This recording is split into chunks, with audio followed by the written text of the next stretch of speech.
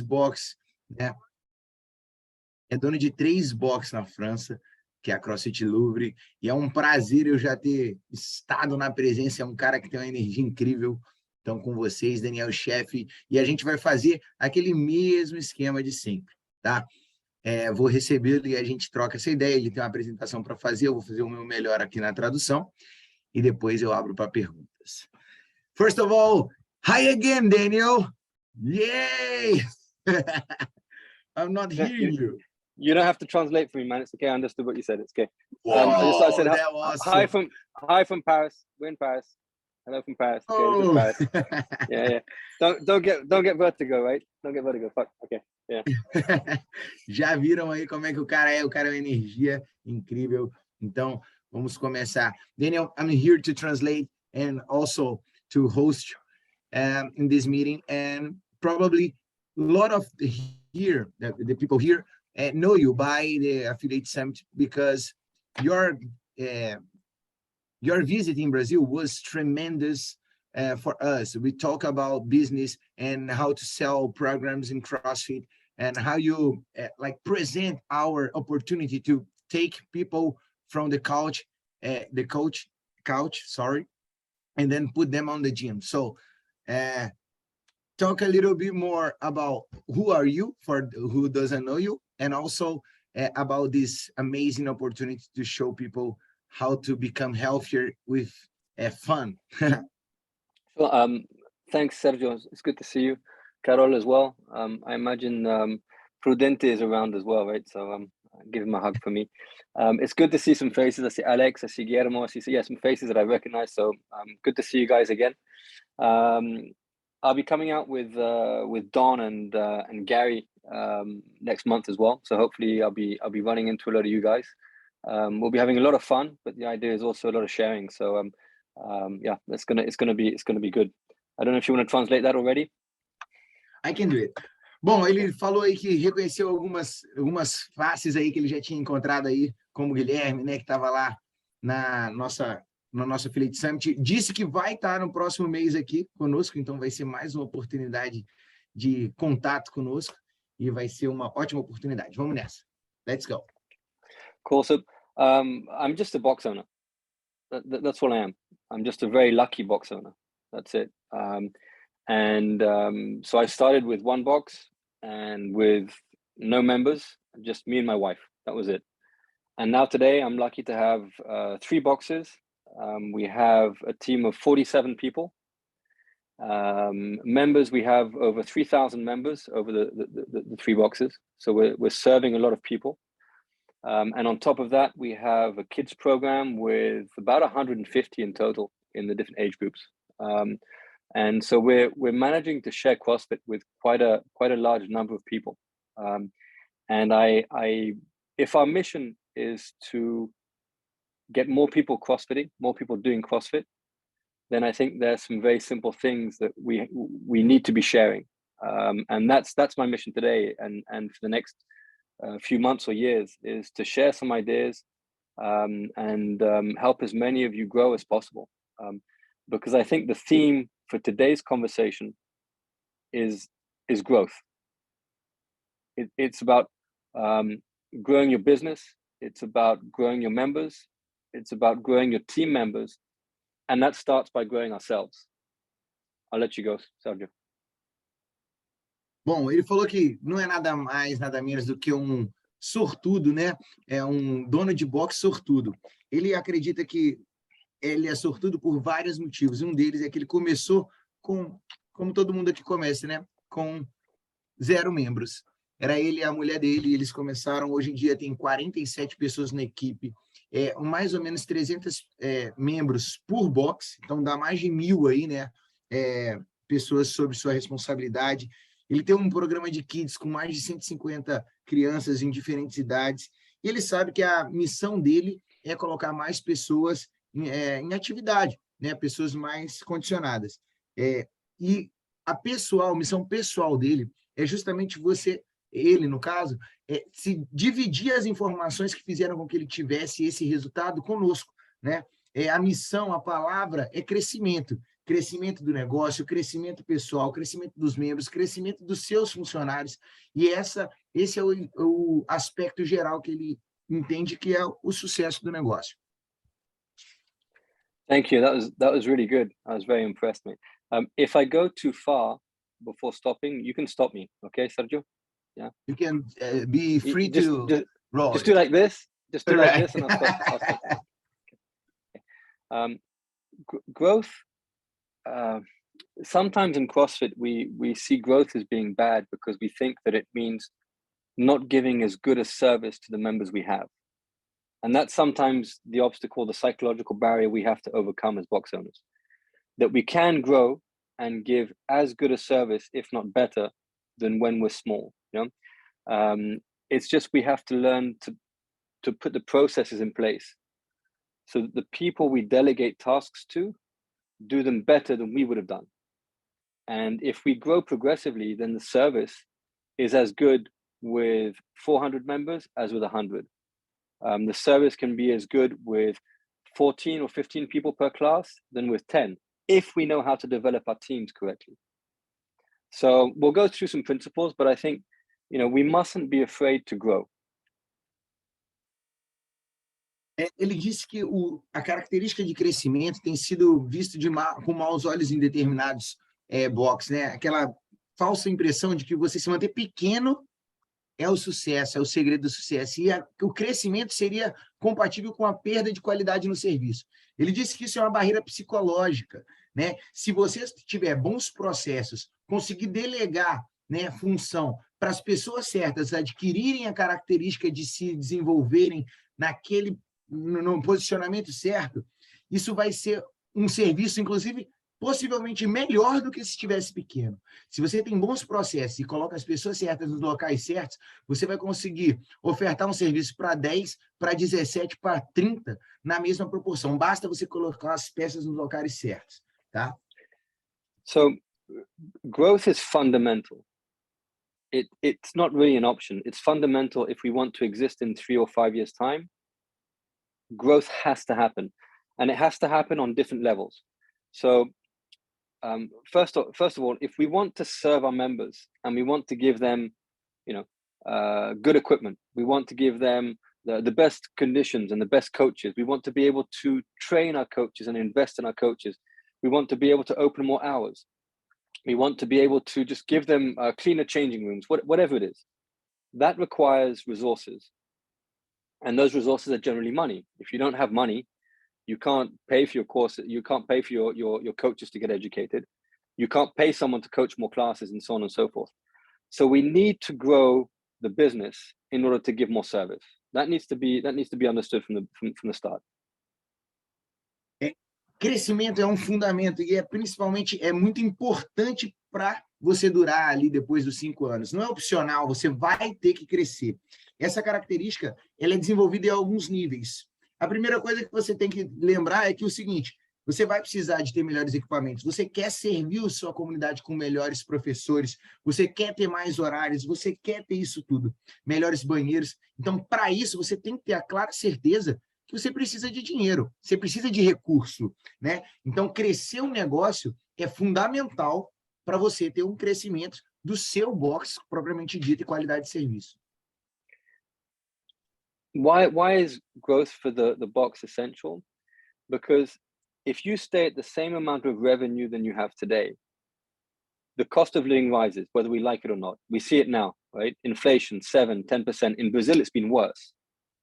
So if you're not planning to earn more revenue in 12 months' time, you're actually earning like for like less, right? So we have to grow. You know? I mean, that's just economic. That's just fundamentals on economics, right? Por que a gente tem que crescer a nossa receita? É muito simples, né? Com o tempo, as coisas ficam mais caras, você querendo ou não. Então, se você não conseguir desenvolver o seu negócio a ponto dele naturalmente também produzir mais dinheiro, você vai ter que aprender a lidar com menos. Você vai ter que aprender a manter o seu negócio ganhando menos. E isso, não faz sentido, né? Então, a economia funciona assim. No Brasil, tá pior ainda. Então, você precisa, para se sustentar, entender que você tem que produzir mais receita. And it doesn't matter if our team is just us or it's us and one person, or us and 47 people. If we want them to be happy and still working with us in 2 years' time, or 3 years' time, or 5 years' time, or 10 years' time, we have to give them a future where they can earn more money in 3 years' time, or 5 years' time, or 10 years' time. Because the amount of money that is satisfactory today will not be in 3 or 5. Why? Because life moves on. You buy an apartment, you buy a car, you have a baby, you have to send someone to school, a parent passes away. Life means that when you're 25, you can live off a certain amount of money, which will not be enough when you're 32. So if we want to keep people working with us a long time, we have to give them a perspective to earn more money. We can only do that if our business is growing. Bom, não interessa se você está sozinho ou com um time de 47 pessoas. Se você quiser dar uma projeção de futuro para a sua equipe, para manter as pessoas trabalhando com você 5, 10, 15 anos, você tem que garantir que eles conseguem enxergar essa possibilidade de futuro. Por quê? Porque as necessidades mudam. Você consegue viver hoje com determinado dinheiro, mas no futuro você pode ter ambições de crescimento, você pode ter filho, você pode ter uma necessidade de ter uma casa própria. Isso não interessa, se você tem que ter receita para ter a característica de projetar na cabeça do seu funcionário futuro, e aí sim ele se manter com você. And let's be honest. So for example, when I recruit someone, I will look for people that will stay with me for at least 3 years. Why 3 years? Because in general, it takes 1 year just to understand what your job is. To really understand the fundamentals behind your job, it takes 1 year. Then you execute and you operate for the second year. So year 2, you start to become okay at your job. But for the first year, let's be honest, most people are shit, right? The second year, or merda, no? Yeah. First year is like, they don't know what they're doing, right? The second year, they become good. And the third year, they may start to touch on some aspects of excellence in their job. Whether it's coaching or reception or whatever it is, it's generally a 3-year life cycle to become good at your profession. Anything less than 3 years, and all you're doing is you're getting people that are mediocre. Vamos ser bem honestos aqui com esse papo. Quando ele vai recrutar, ele pensa no espectro de 3 anos. Por quê? 1 ano para ela só saber o que está acontecendo, para ela ter noção nessa pessoa. No primeiro ano, vamos ser bem honestos aqui, a maioria é uma merda, né? Aquele primeiro ano ela está aprendendo, não está ainda sendo realmente um profissional que está se agregando ao seu trampo. No segundo ano, ele se torna ok. No terceiro ano, ele começa a beirar alguma coisinha ali na excelência. Então, se você não tem um projeto de recrutamento que tenha isso em vista, que vai demorar 3 anos para ele realmente se tornar uma força, você só vai ficar trocando pessoas medíocres, né? É o que a gente vê muito, né, nessa rotatividade de trabalhadores. And then the third level, so we've spoken about we need to grow the community. We need to grow the size of the community to give better service. We've spoken about that and to make sure that the business is solid. We need to grow in order to be able to give a perspective of evolution to our team and an evolution financial, right? And that gives us time to train them to become good. So if you want to give excellent sales or service, and we want to have teams that are autonomous, we have to be able to keep them long enough. And finance is fundamental to that, right? And then the third level of growth is for you. It's you as a business owner. If you can grow your business, you can pay yourself what you deserve to pay yourself, right? Então, a gente tem aí 3 levels, né? 3 níveis de crescimento. A primeira coisa é que você precisa de dinheiro o suficiente, você precisa desenvolver o seu crescimento pensando nos seus clientes, nos seus alunos, né? Eles precisam ter aquela estrutura condizente que você oferta no seu serviço. No segundo, a gente estava falando do nível ali da sua equipe, né? Que eles precisam se desenvolver como equipe, você precisa ter tempo para desenvolvê-los como equipe, e isso vai fazer com que esse time seja autônomo. No terceiro nível de crescimento necessário, de acordo com as finanças, é você ter a característica de você conseguir se pagar aquilo que você acha que merece, né? Então, se a gente for pegar em 3 aspectos, os alunos ou clientes, o seu time e aí você. So, don't get me wrong. Money is not in itself important, but what money gives you is important. Money gives you freedom. Money gives you the ability to choose. when you have no money, you have no choice, right?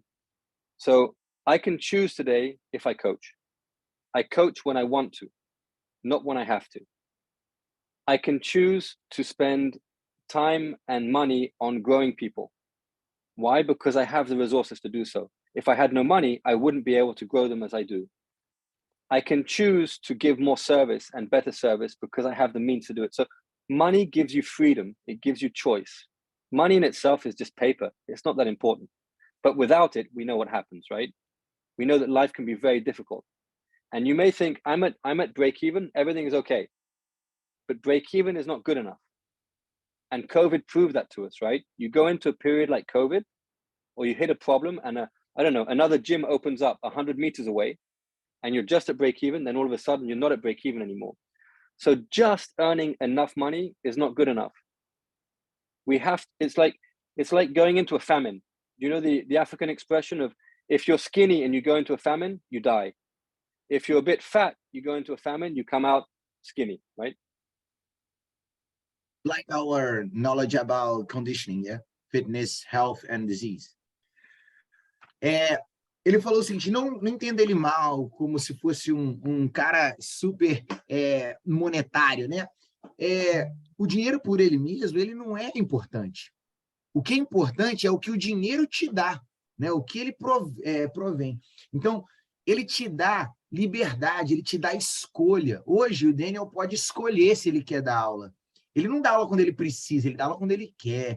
Ele não tem os projetos pessoais dele porque ele precisa, ele faz isso porque ele gosta, é a missão dele. Então, essa é uma coisa interessante. E não pense no seu box que, assim, você tem que empatar as contas, né? Chegar ali onde ele se sustenta. A Covid mostrou isso para a gente. Se você só se sustentava, a Covid te ferrou, né? Quando a gente pensa nessa característica de saúde financeira, é sempre igual a gente pensa sobre fitness, né? O máximo possível. Por quê? Porque se acontecer qualquer coisa, como, por exemplo, um outro afiliado abrir a 100 metros de você e você está no break-even, você imediatamente já cai em prejuízo, né? Então, pensar que a saúde do seu negócio é igual à nossa saúde no condicionamento físico. Cool, thank you. Is it possible for me to share my screen? Is that okay? Can I do that? Is that possible? Yeah, of course. Okay, cool. Awesome. Cool. So I'm just going to show you some stuff here. This is stuff we've already seen so I wanted to go a bit deeper on certain aspects than we did in the affiliate gathering on growth and what it takes to grow. I think also, talking about growth, I spend most of my time training affiliate owners, right?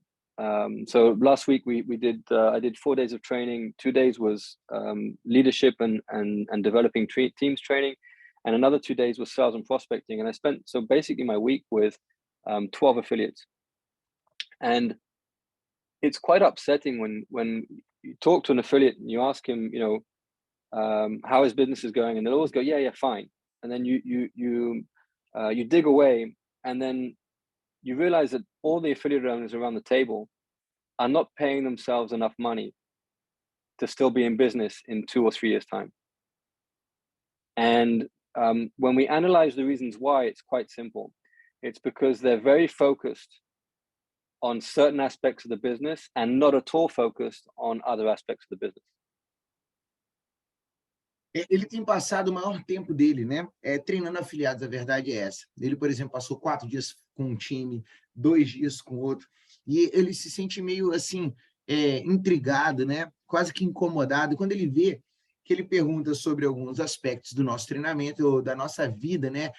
De saúde ali dentro do afiliado, e as pessoas falam assim, não, tá ok, tá ok. E aí, quando você começa a cavar mais, a gente vê que não tá ok. Que, às vezes, o foco está tão direcionado em um ponto que acaba alterando ali, né, o que a gente entende de um equilíbrio saudável para o nosso afiliado. So, I give them very concrete numbers to give them a bit of a shock sometimes. And so last week, of the affiliate owners, some were only part-time affiliate owners. There was an accountant, there was a bodyguard, there was a guy working in a supermarket and running his gym because they couldn't pay themselves a full salary. And there were others who were paying themselves up to 1,400 euros a month as a salary. These are people that run a business and that give service to hundreds of people. And so I shocked them by telling them they earn less than someone who starts as a new receptionist in my gym. And so that's what growth does. Growth gives you the opportunity to really look after your people. So I pay my receptionists more than most gym owners in France, but not because I'm super wealthy, just because the business has grown enough that I can do that, and I can look after them, and I can make sure that they're happy. And if they're happy, they're going to do a good job and stay with me. So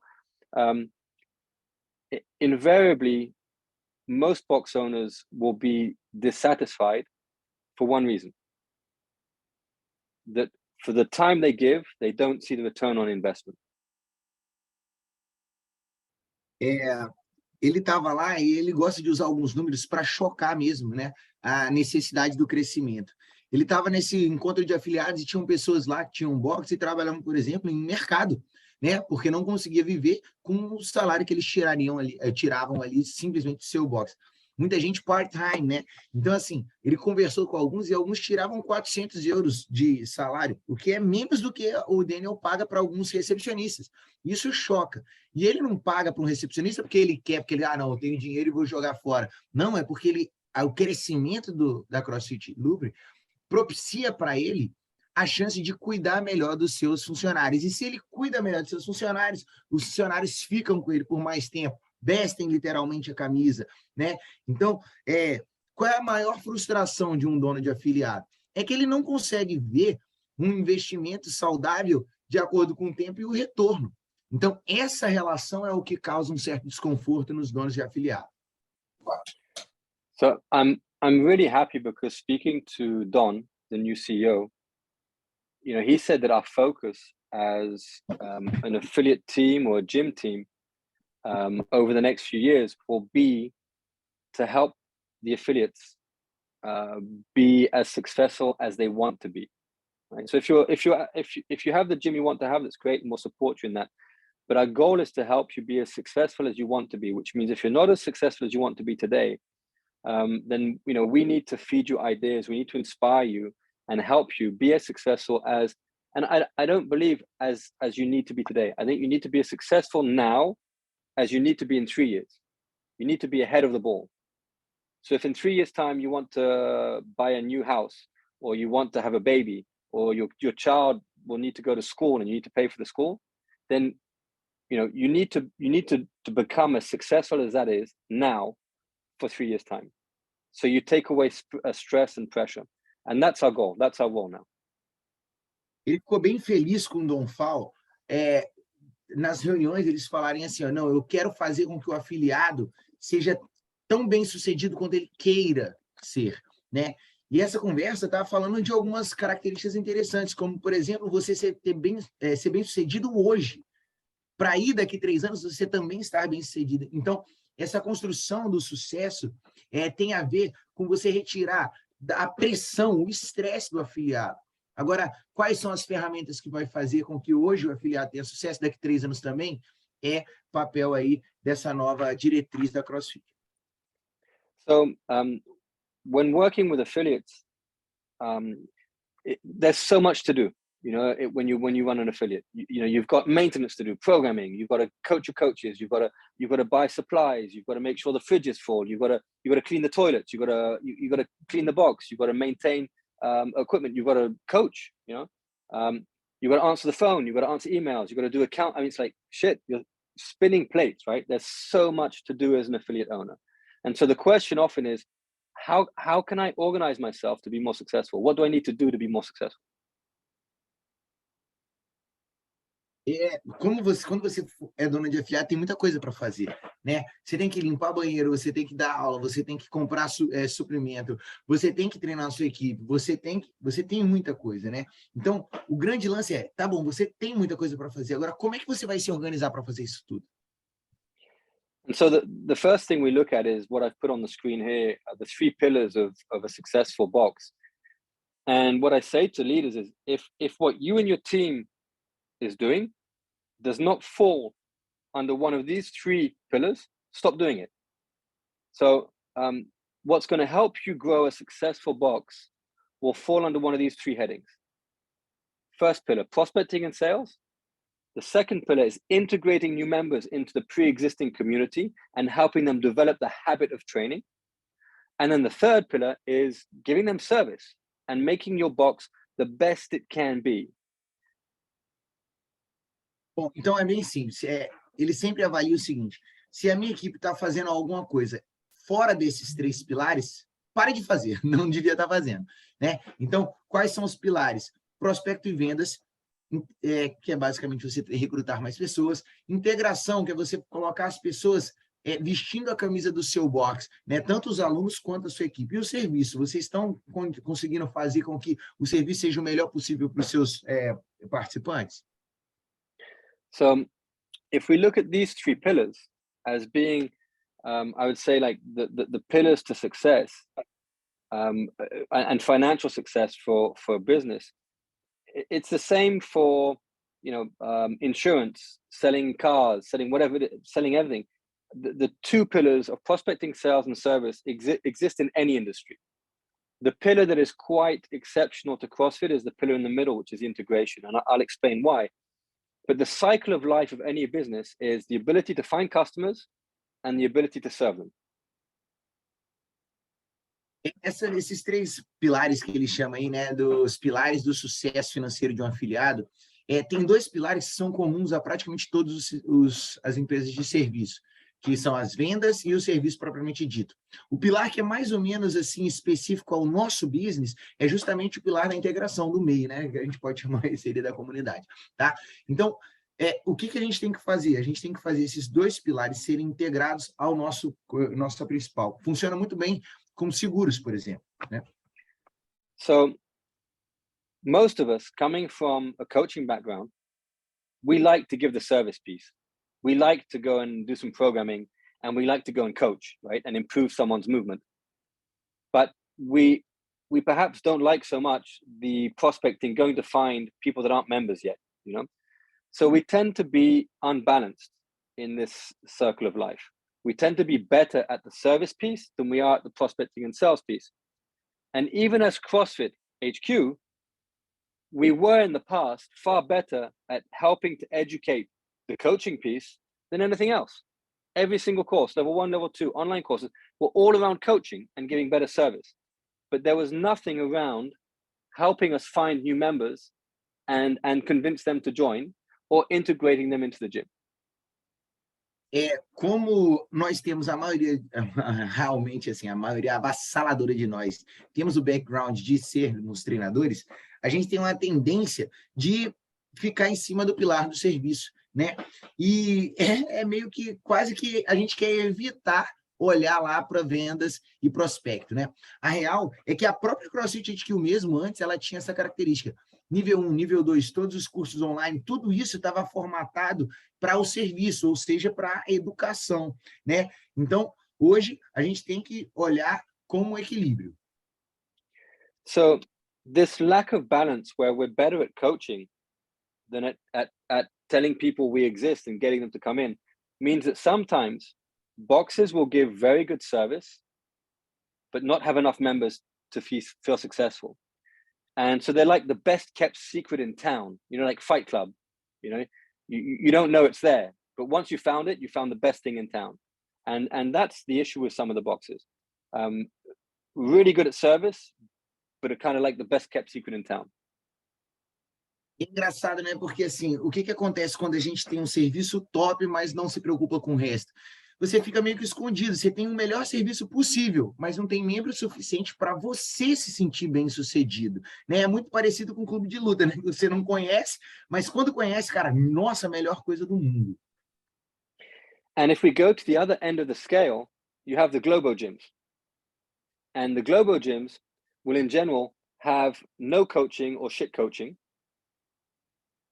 but they do a ton of prospecting and selling. They're these big marketing prospecting machines that make a lot of noise and people know they exist and where they are and how to join, and it's cheap, but there's shit service. And that's the other end of the extreme, right? So that's the other end of and they're in balance. So they get people in, but the people leave just as fast as they come. Então, no outro lado da balança, tem a academia tradicional, que tem, geralmente, um coaching, um serviço, um merda, mas é uma máquina de recrutamento, de vendas, né? Tá fazendo muito barulho, pega pelo preço, é barato. Então, assim, a gente tem lá a galera do serviço e tem lá a galera também do prospecto, né? So if we're looking at these two pillars, prospecting and sales is the first pillar, and it's going to give you the two things that will enable you to give really good service. It will give you the members to serve, the people to improve, right? Your raw material is your people. That's what we do, is we develop people. It gives you the people to improve, and it gives you the financial resource to do it. So to buy more equipment, to be open longer hours, to get more coaches on, to give better changing rooms, etc., etc. So selling a membership will give you the two things that allow you to give good service: the people to serve and the means to serve. O primeiro pilar, a gente olhando para ele fornece para a gente duas coisas que são primordiais para você ter um bom serviço. A primeira coisa são os membros para você, né, efetivamente ali se envolver, né, pessoas para você desenvolver. E isso é uma coisa que o primeiro pilar, ele dá suporte na venda, né? Você precisa de vender mais pacotes para você ter pessoas para estarem ali. E junto com as pessoas que vão entrar, também vai entrar o recurso financeiro, que vai te dar a possibilidade de ter melhores equipamentos, melhores banheiros. Então, é o primeiro pilar que dá esse suporte. So, if you sell well and you prospect well, you'll get a volume of members. But you need to seek excellence also in service, because if you give good service to your members, you gain a good reputation. And then that completes the cycle. It gives you a good reputation, which will help you prospect and sell. And then all of a sudden you're gaining momentum and there's balance. So when you seek excellence in prospecting and sales and in service, you then have a model that is sustainable over 5 years, 10 years, 20 years. Então, é óbvio que a gente tem que ter ali, né, mais membros e mais recurso financeiro. Mas é importante também a gente se preocupar com a excelência do serviço, porque aí é o serviço que vai criar uma reputação, né, do seu box. Isso cria um ciclo vicioso ali do sucesso, isso vai criar um modelo sustentável. Você coloca a gente para dentro, oferece um bom serviço e as próprias pessoas te ajudam na venda e criou-se, né, um momento. And if we want to be successful where other methodologies or gym chains haven't, we need also to understand the psychology of changing people's habits. And that's where a focus on integration and having processes and ideas and a focus on integration is very, very important. Se a gente quiser ter sucesso que outras academias não têm, a gente tem que saber que tem uma psicologia por volta da mudança dos hábitos e comportamentos, tá? Então, você quer colocar na cabeça das pessoas a transformação. E é isso que é o segredo. Não é só vender o serviço, mas a gente entender que a gente tem que causar uma integração. So, before someone becomes an ambassador for your box, they're going to go through many different moments of reflection. And some of those are quite intimidating. So walking into a CrossFit box is intimidating for someone who has never done any CrossFit, who maybe hasn't done sport in a long time, who is overweight. CrossFit by its nature is intimidating. So we need to be able to show them that we can integrate them with efficiency, efficacy, and safely. And so we need an integration strategy to bring them into the community. And that is often overcoming barriers that are more psychological than physical. Antes da gente pensar que os nossos membros serão embaixadores do nosso box, a gente tem que lembrar que ele vai passar por vários momentos de reflexão ali, né? O CrossFit por si só, ele é intimidador para alguns grupos, como, por exemplo, uma pessoa que está sedentária há muito tempo, acima do peso, é tímida, né? Então, como é que a gente vai fazer para integrar essa pessoa dentro da nossa metodologia, dentro da nossa filosofia, do nosso negócio, e, por fim, ela se tornar uma embaixadora? A gente tem que conseguir incorporar nela a sensação de segurança, que o programa é eficiente, o programa é eficaz, e colocar ela para dentro da comunidade de uma forma integrada. So I realize that we don't have much time. I mean, like just integration is a 6-hour presentation on just integration, but you need to understand the psychology is, so in the fitness industry today, these are statistics that come from IRSA, the International Racket Health and Sports Association. Their study shows that in the fitness industry, 13%, 13% of people who join a gym, they will never go and train. They join, they sign the membership, they pay, and they will never, ever go and train. Not once, not once. That's 13%. And then another 13%, exactly 13%, will join and will train only once. So what happened? You know, we lose them, right, before they've even had a chance to really adopt a new habit. So we have to understand what it takes to help them change their habits and integrate that in their first 60 days as a member. Ele falou que assim, ele sabe que está quase sem tempo, né? Porque só de integração seria 6 horas de apresentação. Mas ele trouxe alguns dados aí de uma associação do fitness tradicional, que é o seguinte: 13% dos nossos membros, eles se inscrevem e nunca vão. Outros 13%, exatamente 13%, vão se inscrever, vão treinar um dia e depois vão sumir. Quer dizer que a gente está perdendo ali 26% que nunca tiveram nem a chance de ter os hábitos mudados. Como é que a gente pode fazer isso olhando só para a integração? Como é que eu consigo pegar essa porcentagem de evasão e integrar no nosso box nos 60 primeiros dias? So you need an integration strategy. I know Ricardinho wanted us to have 20 minutes of questions, so I'll just do another 2 minutes, right? But we need to have an integration strategy because it helps you sell more, because you're reassuring people that you can look after them safely, that you can help them become a CrossFitter. When you integrate safely, they're gonna be happy and they're gonna bring more members. So it helps you get referrals. So whatever your strategy is. So for an example, when someone joins our gym, we take, on the day they're there, they leave and they have 3 appointments for on-ramp. They then have an appointment for one-to-one with the head coach. And we will call them before each appointment to confirm the appointment, and we speak to them. We will call them at 15 days after they have joined to see how they're doing. We will call them 30 days after they've joined to see how they're doing. And we will call them 60 days after they have joined to see how they're doing. They also receive emails from us, and we invite them to a breakfast to meet the team and so on. So that is our integration strategy, how to make sure that they get into the habit of coming to the gym. Ele sabe que a gente tem que ter algumas perguntas, né? Então ele vai ser bem rápido. Ele falou assim, ó, o que eu quero chamar a atenção é que a gente precisa ter uma estratégia de integração. Quando você tem uma estratégia de integração, você cuida melhor dessa pessoa que está chegando, né? Se você cuida melhor, ela se sente acolhida. E isso vai te ajudar a vender mais também programas, né? Como, por exemplo, lá ele tem uma estratégia de integração que tem uma reunião 1 a 1 com o head coach. Depois, periodicamente, 10, 20, 30 dias, 60 dias, a mesma coisa. Alguns e-mails, um café da manhã, algumas coisas que vão auxiliar essa pessoa que estava parada a mudar o hábito, se colocar em atividade. So just to recap, and then one really important point, and then I think we'll go to questions, because I mean, we don't have time to really delve in more than that, but so once we know what service we want to give, but we need to put it down on paper. We need to have processes for it so that others can reproduce it when we're not there.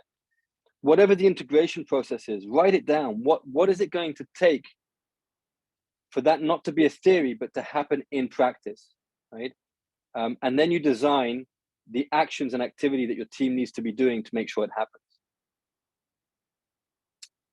Só uma rápida, assim, uma leitura rápida, um resumo rápido. Você sabe o serviço que você quer prestar, você sabe, né? Então só cria um processo para o seu time colocar isso em aplicação. Se você não colocar isso num processo, isso pode não acontecer. É importante também você fazer a mesma coisa com integração. Cria um processo, escreva esse processo, porque aí, consequentemente, o seu time vai estar falando a mesma língua que você e essa roda vai estar girando. Tá? Ele sabe que vai abrir para perguntas agora, então eu acho que essa é a importância. Ele veio bater nesse martelo. Serviço, integração e as vendas, elas têm que estar escritas, tem que ter isso bem claro na sua cabeça, tá? Do you wanna start the questions or not? Just one last thing. The weakest pillar for most box owners is without doubt the first one. Is this one here, right? Is this one here? This is the weakest one. And people say, yeah, but I'm not a salesperson. You don't need to be. You need to be passionate about your service. Selling is nothing more than a transfer of enthusiasm.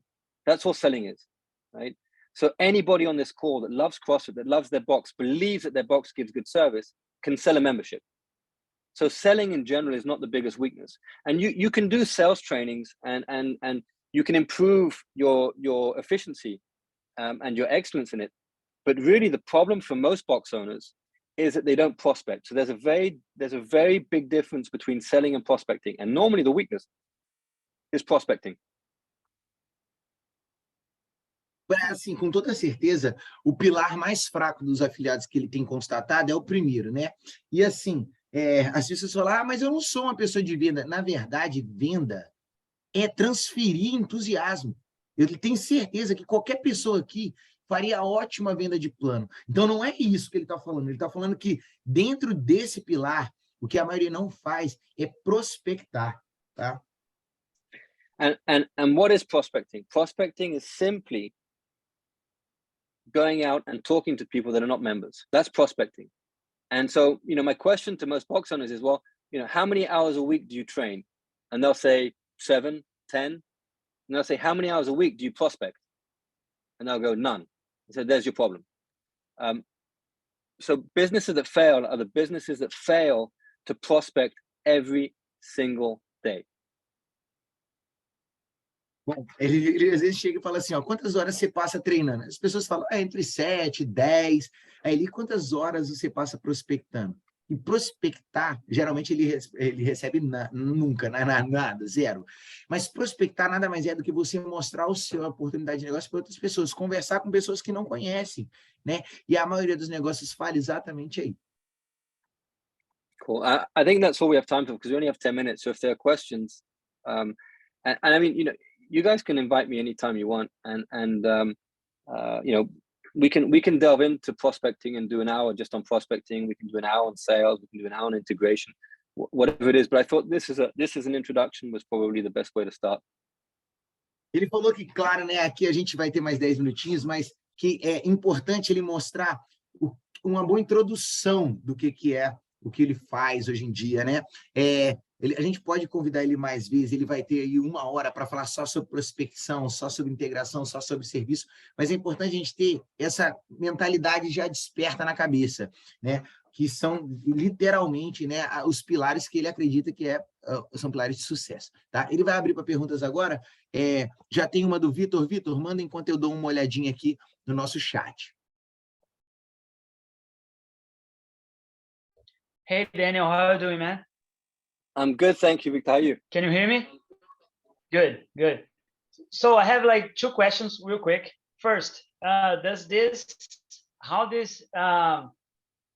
connect to the last part of the L1 guide, the increase training, the professional training on the L1 guide?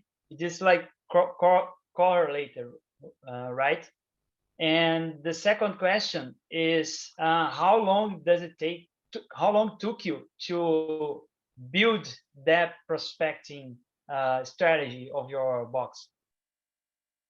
Okay, so this is complementary to building professional trainers, right? This is complementary. Cool. Because building professional trainer is part of the service. So I have basically 2 teams in a box. I have a team with a head coach and with coaches, and I have a team of a head receptionist and people working at reception. And the head coach's role, like the head of reception, their goal is to make their team excellent. And so I have one team responsible for this first pillar, prospecting and sales, which is a reception team.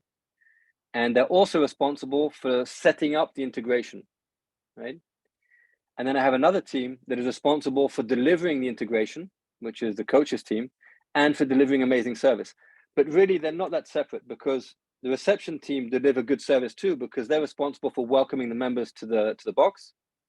And the coaches, they prospect and sell too, because by giving an excellent session, you're dropping the trial sessions, your members, they want to bring their friends, right? And when you have a trial session, it's welcomed by the reception team, handed over to the coach, who gives an amazing class, hands it back to the reception team, who just then does paperwork, right? So the two teams work hand in hand. But the most important role for me in a box is the head coach role. And my head coaches, I tell them they must not coach more than 10 hours a week, because the rest of the time is developing their coaches to give excellent service. So it takes a while to develop your staffing to that point. But I think you need to start with, what is it you want to be happening every single day in your gym, and write everything down, right? And then write expectations for the people you already have. Yeah. So expectations, but let me share another document with you. Hang on just 1 second. Let me see if I got one here. Where are we? Okay. So I'm going to share this one with you. Let me see if it works. Where are we? Here we go. So can you guys see this? Yeah. This is the French document, because it's for the coaches of my box. So when I know what I want to happen with sales and service, okay, for it to really happen on a daily basis, what do my coaches need to be doing and how they need to do it? Yeah. I don't know if you wanna translate, Sergio, because I've been talking a long time. Sorry. I'm doing my notes. Sorry. Pardon. I'm sorry. I'm doing my notes. You can go. Okay. So once I know what it is I want to be happening in terms of prospecting and sales, integration and service, I'm then going to slide all those details, all that activity and how they do it into expectations. And so everybody knows what their job is. So for example, as simple as, these are the expectations for my coaches. Do you want to translate that, and then I'll go through some examples? All right. Bom, a pergunta do Vitor foi o seguinte: como é que esse tipo de processo se relaciona com aquele finalzinho do L1 na parte do treinamento profissional do coach, né? E ele falou assim: isso é complementar, porque a gente está falando ali do processo de excelência, né? Então, uma das coisas que ele falou, por exemplo, que ele tem dois times: o time do treinamento, da educação, né, comandado pelo head coach, e tem o time da venda, da recepção, que é comandado por uma head recepcionista, né? Uma cabeça, é uma primeira cadeira ali da recepção. E aí eles desenvolvem assim, porque a pessoa vai na recepção, joga para uma aula fenomenal e depois volta para a recepção simplesmente para assinar os papéis, né? Para ele, a principal característica de sucesso do boxe é o head coach. Por quê? Porque ele vai desenvolver o serviço propriamente de sucesso, né? E o head coach dele, por exemplo, não passa mais de 10 horas em sala, porque o papel dele é desenvolver o time. E aí, para desenvolver o time, você cria um processo, né, do que você quer de cada um desse time. Então, tem o processo do que você quer de cada uma das pessoas ali do time de recepcionista, o processo de cada uma das pessoas do seu time de treinamento. Então, esse é o nível de profissionalismo complementar ao estimulado lá, né, dentro do piso preto pelo nível 1. So this is probably the best way to develop any sort of process or any sort of excellence is be very clear on what you expect from anybody in your team. You may think they see things the same way you do, but they won't. There'll be a gap between what you think you communicate and what they're understanding. There will be a gap. And so to take away that gap, to close that gap and make sure everybody is aligned, we write everything down. And so these expectations are for coaches, and we share them with in the interview process and say, if you think that you can't fulfill these, don't come and join our team. But we do not pay anybody just to be present in the box. We pay people to do things with excellence in a certain way, at a certain time, and in a certain quantity. Ele diz que, para a excelência, uma das coisas primordiais é você ter um processo claro, né? Você ter clareza do que você quer de cada pessoa. Assim, uma coisa que você faz que elimina a chance de ruído na comunicação é ter isso escrito, discriminado certinho, né? Não dá chance para o azar, não dá chance da pessoa interpretar qual é o papel dela. Você acha que a pessoa está entendendo exatamente o que você quer, mas ela não vai estar, né? Então, quando você tira esse espaço para interpretação, você, no próprio recrutamento dele, ele diz, ó, essas aqui são as coisas que eu espero de você. Você acha que você vai deixar a desejar algum? Porque aí evita você contratar uma pessoa só por ela estar ali. Quando você contrata uma pessoa e tem esse tipo de clareza, a pessoa automaticamente já sabe o que ela tem que fazer, né? And so this is an example of expectations. It's literally 6 pages long, right? It's everything I want to see with regards to your attitude to the other people in the team. It's about what you wear, no chewing gum, not allowed to smoke, how you dress, how you welcome the members into the box, so on and so forth. It's what I want to see in every single WOD, from being on time to writing the names of the athletes on the board, to preparing your sessions with a lesson plan, understanding scaling, so on and so forth, right? It's what we do on the on-ramp sessions, the initiation sessions, what we do if we're doing PT, general expectations. You can go into as much detail as you want. Para ele dar um exemplo aqui, isso aí são as características das expectativas que ele espera dos treinadores. Das 6 páginas, aborda desde como você se veste até como você vai se comportar em cada workout, nas iniciações, nos personal trainings, nas aulas, nos horários. Por que não tá saindo som nessa merda? Você pode conectar, né, quantas coisas precisar nesse projeto. Você pode adicionar nessa sua característica de inscrição quantas coisas você achar necessário. Quanto mais informação, mais simples de você ter depois acesso e comparar se está acontecendo ou não. And so to answer your question of how this relates to a professional trainer, at the end of the expectations, we have the description of the career path that if you do a good job for us, this is the career path we will take you on. And it goes from being an intern to becoming a junior coach, to becoming a full coach, to becoming a senior coach, to becoming what we call a future leader, and then to becoming a head coach. And it explains what it is you need to fulfill in order to go from one level to the next. O nível de organização que ele está mostrando, ele chama a atenção, porque tem, inclusive, nas expectativas, o plano de carreira, para a pessoa saber qual é o caminho que ele vai passar, né, ou que ele pode chegar, né, e quais seriam as prerrogativas. Então, desde o estagiário até o head coach, tem as características que você vai ter que ir alcançando para evoluir. Então, esse é o nível de organização da excelência e, por isso, completa bem o que eles falam do treinamento profissional na apostila de nível 1. I hope that answers your question. On the prospecting piece, let me stop sharing that. On the prospecting piece, let me see if I've got it here somewhere. It's really simple. It's very easy. Let me see if I can share this one with you guys. Here. Okay. Can you guys see that?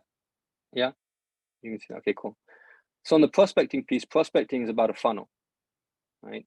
You need to understand where your prospects are going to come from. What are the sources, right? And then you feed these. So very quickly, service calls, calling our members, talking about their friends and family. Would they like to invite someone in? We use service calls to encourage them to bring people in.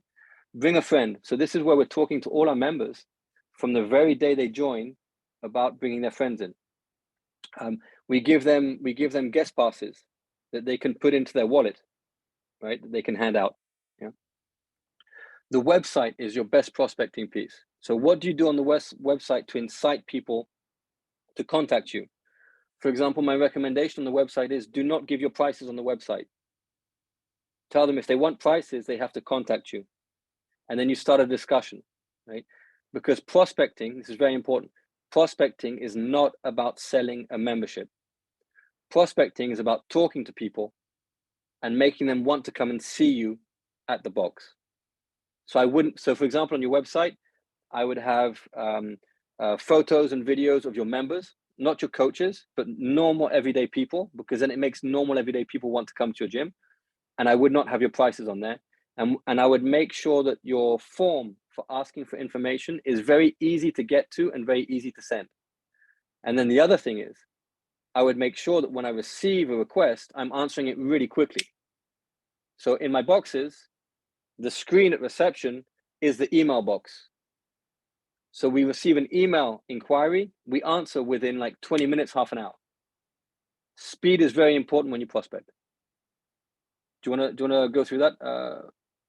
Ele falou assim, aquilo era a nossa expectativa sobre treinamento. Agora, sobre o time de prospecto, é bem simples, ele funciona como um funil, tem várias atividades, várias expectativas, e cada uma dessas características fica bem claro, né, qual é o papel do prospecto. Não é fazer venda, ele nem recomenda que você fique falando de preço, é você fazer a pessoa ir até você, né? Então, você tem ligado para as pessoas, você tem trazido amigos, né? Que é uma estratégia muito fácil de ser feita, a gente às vezes pede isso.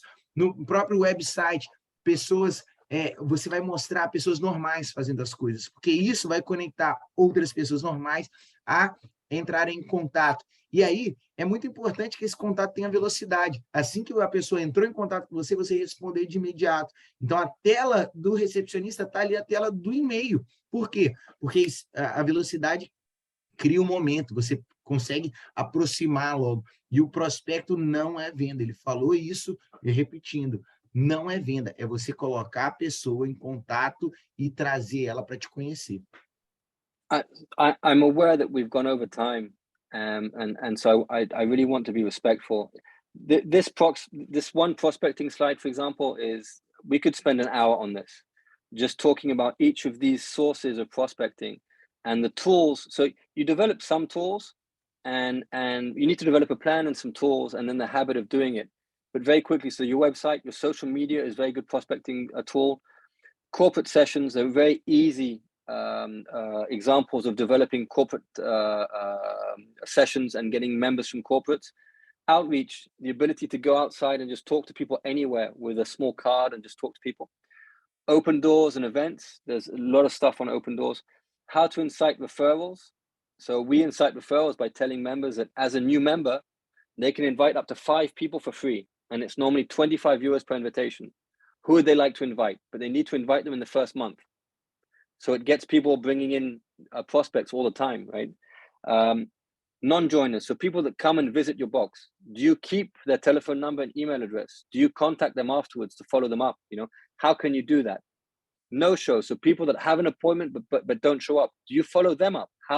What processes and what scripts do you have to follow them up? And also a prospect is simply someone who's not a member, right? So what does that mean? It means your ex-members are prospects too. So what processes do you have in place to help ex-members come back when they're ready to come back? So these for me are, for example, the main sources of prospects that we have in our boxes. And then each month, our team leaders are developing a plan. We need 40 leads from outreach. We need 40 leads from referrals. We need 40 leads from events and corporate, and we need 40 leads from marketing. And if I get the 40 leads there, I get 200 leads, I'll get 40 new sales. And that's it. It's just a numbers game once you know, right? So we can do prospecting maybe on another call in the future if you guys want, no problem at all. Yeah, I mean, we've gone a bit over, so I don't want to keep you guys too long, but sorry that no, I don't know if there's any more questions or if you want to wrap up there. I'm gonna translate that and then let me see. Ele disse que não quer ser desrespeitoso, né, com o tempo de vocês, mas é porque ele fica muito motivado em falar desses processos. E ele mostrou aqui um processo que facilmente duraria 1 hora de conversa, que é o processo do prospecto. E, basicamente, a gente vai chegar e pegar alguns pilares desse prospecto, como a gente já tinha visto, né? Até o website. Então, o social media, a mídia social é um ótimo prospecto. Ações em empresas, ótima forma de trazer mais pessoas que estão passando, né, na rua, basicamente. Eventos abertos para pessoas que não fazem CrossFit, tem uma ótima forma também de mostrar o business. Usar uma ferramenta da pessoa que entrar, poder ter 5 passes de convidados, só que ela só pode utilizar no primeiro mês. Lembrando que cada aula ali é em volta de 25 euros, né? Pessoas que fizeram o processo, mas não entraram. Uma forma de você recontactar essas pessoas, né? Pessoas que marcaram uma ida e não foram. Uma forma também de você reconectar essas pessoas e ex-membros, né? Então, isso tudo precisa ter um processo para você ir, não deixar pessoas que já te deram um meio sim para lá, né? Porque é um meio sim, né? Então, ali ele passou por uma parte de mais numérica. Você tem que contactar mais ou menos 200 pessoas para 40 novas entradas. Então, o time de vendas e de prospecto dele recebe missões claras de, você vai ter que conectar 40 pessoas por aqui, 40 pessoas por ali, 60 pessoas por ali.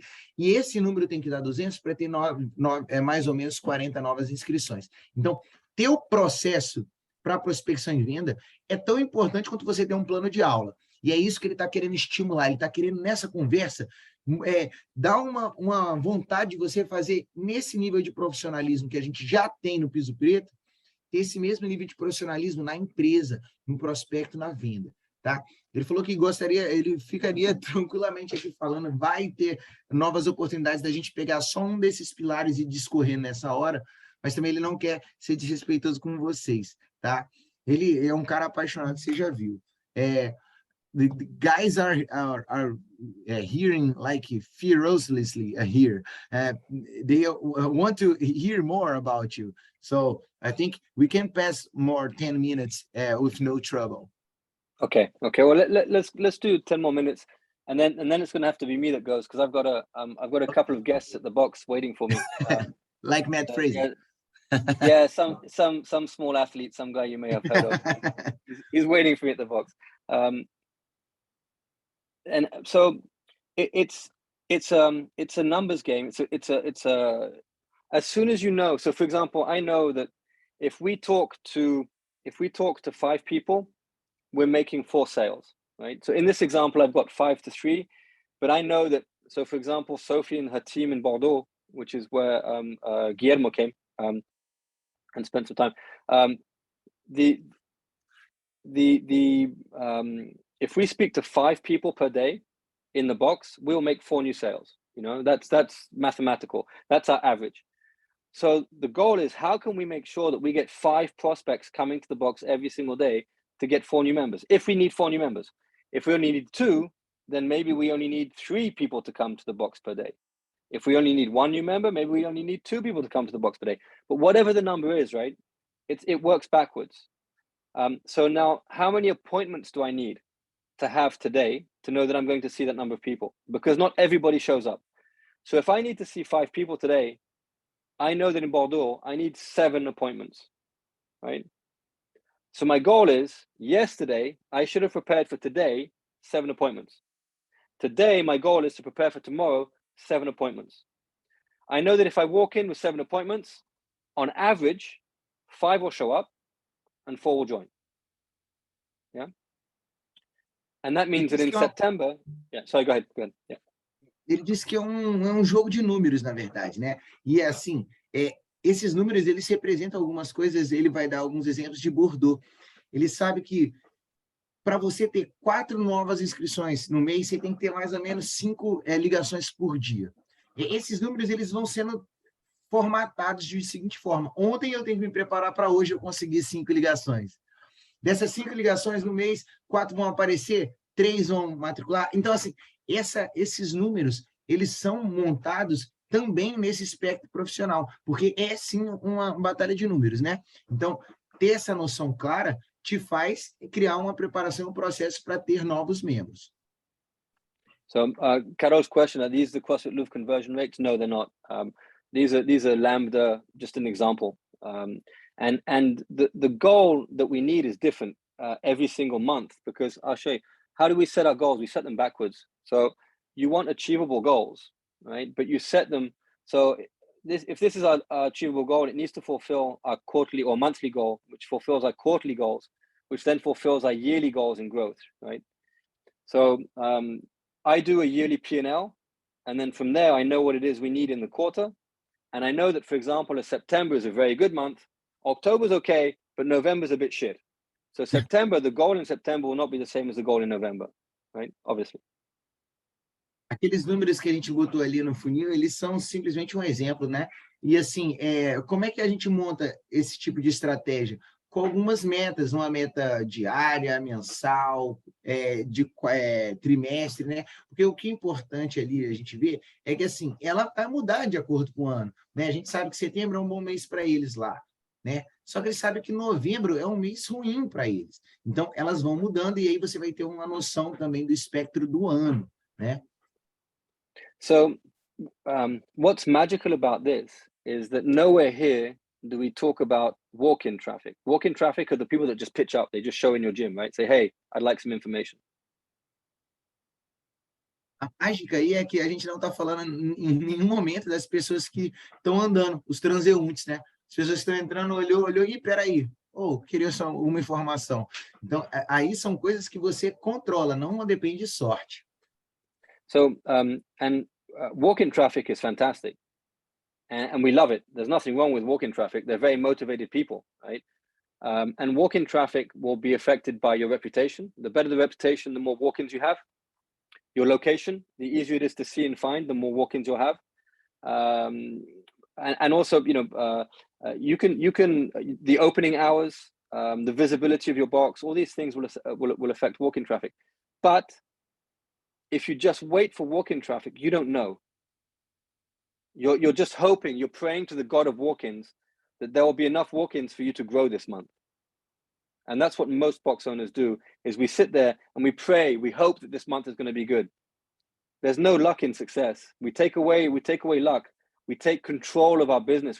I have control of my future. No luck involved. Process. It's just quantity of people we're going to talk to and the quality of the work we do with them. And it takes away the risk. Ele adora, a gente falou que não levou em consideração, mas a gente adora, né, os transeuntes, que são as pessoas que passam, porque eles são pessoas altamente motivadas, eles já fizeram a escolha, né? Então, assim, as pessoas que passam pelo seu box vão ser influenciadas pela sua reputação e pela localização, né? Mas se a gente contar só com isso, a gente está contando com a sorte, e não existe sucesso que depende de sorte apenas. Eu quero ser o dono do meu sucesso, então eu não vou contar com a sorte. E aí a gente está falando dali, do funil, de ter noções de da onde a gente elimina, ou a gente não fica contando apenas com a sorte. Imagina ficar rezando, ai meu Deus, tomara que seja um mês bom, que várias pessoas passem na frente do meu box, né? So we take away the risk and we take control of our future. It's fantastic. You know, then you have confidence. You know the future tomorrow is brighter and sunnier than today. You know, that's what it's about, you know. So, and if you want more information, you want more of this, you're just going to have to come to the affiliate gatherings that the team are organizing, right? E aí ele falou o seguinte, a gente não vai contar com a sorte, tá? A gente vai decidir que nosso sucesso está de acordo com as nossas escolhas e com esses números. Isso dá para você uma certeza de que o futuro será brilhante, porque aí você sabe que agora está dependendo tudo da sua própria ação. E se você quiser mais informação disso, é só chegar junto no encontro que a gente vai ter aí, né? Ele vai estar presente no Rio, vai estar em Fortaleza, em São Paulo, e ele vai mostrar isso aí, e com certeza também ele vai aceitar novos convites para estar aqui. Awesome sale, man. People now gonna itching for being with us in our affiliate gathering. Bom, com isso a gente encerra, eu vou agradecer aqui, eu sei que tem muitas perguntas aqui, bombou o chat, bombou a mãozinha, mas ele vai ter que se encontrar com o convidado que ele está recebendo lá, o Matt Fraser está no box dele, né? Então a gente vai dar um tchau aqui, agradecer bastante. Daniel, once again, thank you very much, man. It's always a pleasure to talk to you. You're a passionate guy.